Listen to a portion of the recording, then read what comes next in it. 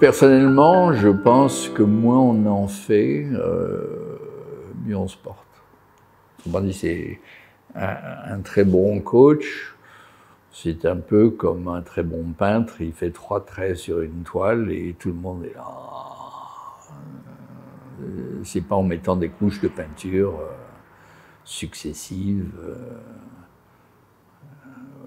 que c'est dans un minimalisme.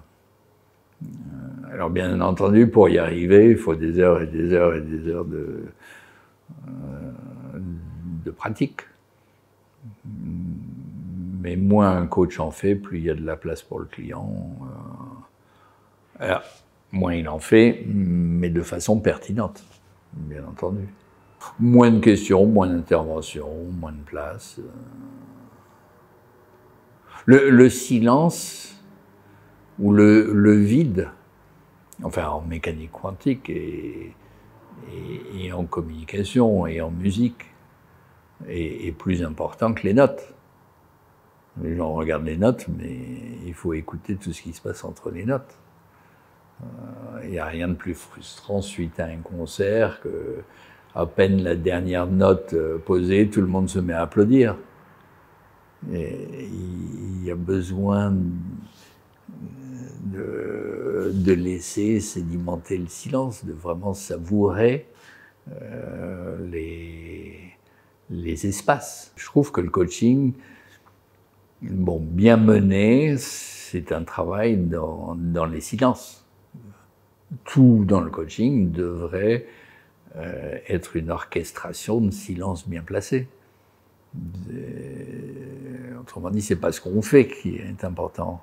Enfin, c'est l'architecture qui permet un espace de croissance.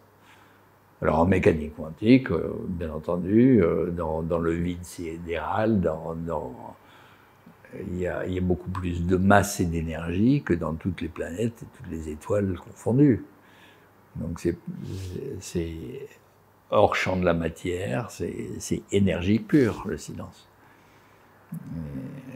C'est avec ça qu'il est intéressant de travailler, pour voir ce qu'il en émerge au niveau matériel après. Et là, il y a du nouveau. Donc c'est en creux, on travaille dans le creux, plus que dans le plein. Alors c'est l'intimité aussi, c'est-à-dire que beaucoup de coachs ont peur de ce silence. Dès que le client dit rien, ils se disent « Ouh là là, il faut que je dise quelque chose, quelle est la bonne question, qu'est-ce que je fais ?» Alors qu'il faut plutôt se dire « Il va se passer quelque chose, j'attends ». C'est du silence qu'émerge le nouveau. Il ne faut jamais l'interrompre.